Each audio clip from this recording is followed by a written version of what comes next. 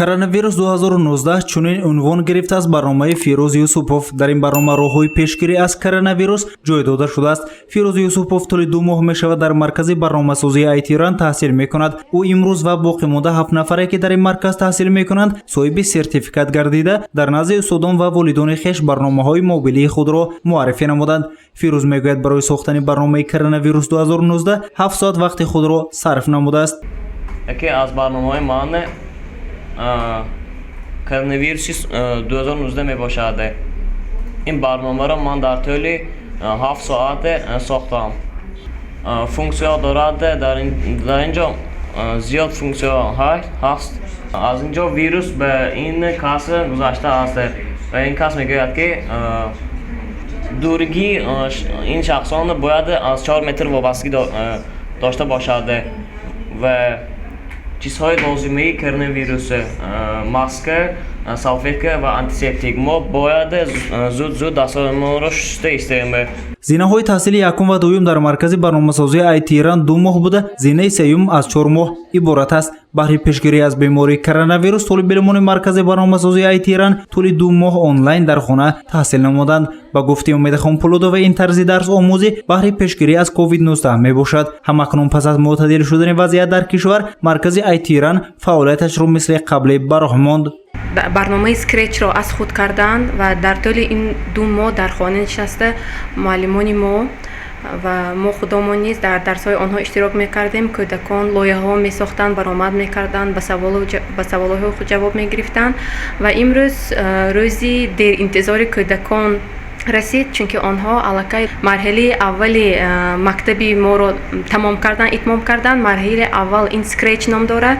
дар скретч кӯдакои мо чӣ хел тайёр кардани бозиҳо, мультик, презентатсия онҳоро омӯхтанд ва аллакай имрӯз дар назди падару модарони худ, дар назди барномасозон ки мо имрӯз онҳоро ҳамчун меҳмон даъват карда будем, баромад карда лоиҳаи худро маънидод карданд ва лоиқи сертификати итмоми марҳилаи 1 шуданд.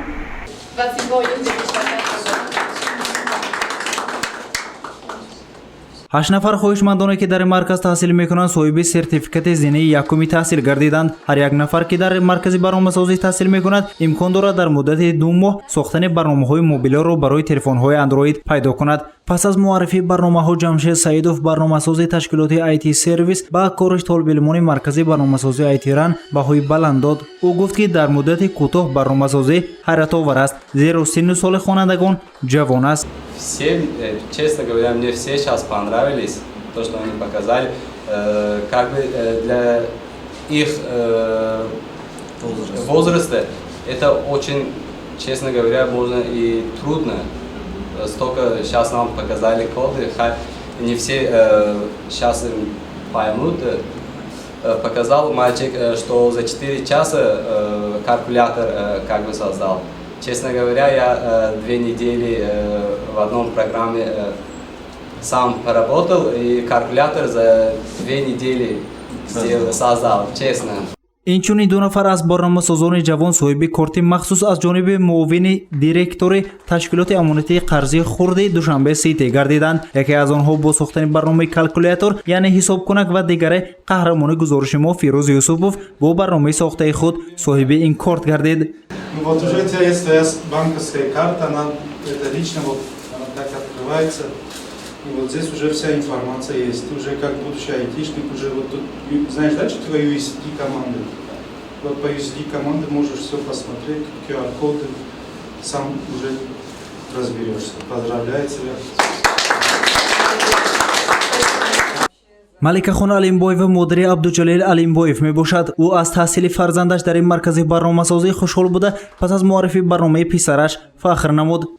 Вот лично у меня так было, что в последнее время ребенок в такой степени уже увлекался программированием, да, 9 часов вечера он должен сделать домашнее задание в школе, да, а он сидит за компьютером, и, честно, так было, что здесь, конечно, разработчики такие выдающиеся, да, а если они направление разработчиков, то я сама направление HR работаю, и я как бы занимаюсь наймом разработчиков, да, программистов, и тоже в курсе вот этого тренда мирового, да, куда движется мир и как сейчас востребовано это направление. И вот буквально объявление вот о вашей школе, да, для нас стало как-то таким, можно сказать, спасением, что вот ребенок так увлекался, да, энергия была, а мы не знали, куда тратить. И после того, как он уже стал обучаться в вашей школе, честно говоря, ему это очень помогло.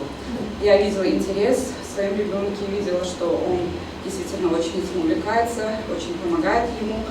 И благодарю вас всех, даже несмотря на вот пандемию, да, как Спортзона, вам спасибо большое, там технические неполадки, это все, но несмотря на все это, обучение продолжалось, ребенок получал знания. И я хотела благодарить вас всех, в первую очередь основателя, преподавателей и детям. Желаю, чтобы этот ваш первый шаг, он для вас был бы таким стойким, да, и чтобы в дальнейшем вас ждали только вершины, потому что тот путь, который вы выбрали, это действительно сейчас очень востребовано в целом мире. маркази омӯзишӣ ҳамчунин барои мустаҳкам шудани имконияти зеҳнии хонандагон мусоидат мекунад. Ба ҳамин хотир дар идомаи таҳсил ба кӯдакону наврасон дарсҳои зеҳнӣ бароҳмонда шудааст. Фаъолияти марказ рӯзи истироҳатӣ надорад. ҳар як гурӯҳ аз 6 то 12 нафарро фарогир мебошад. муҳлати омӯзиш дар маркази баромасозии IT Run 8 моҳ буда, наврасони аз синни 6 сола то 16 сола барои омӯзиши курсҳои барномасозӣ ġалб карда мешаванд. Маркази омӯзишии барномасозии IT Run сомонаи расмии хешро дорад. ба қайдгирии хоҳишмандон тавассути сомонаи расмии cw.itran.tg низ ҷараён мегирад. гузориши Саид Мухтор Саиданвар барои барномаи иттилоотӣ хабар.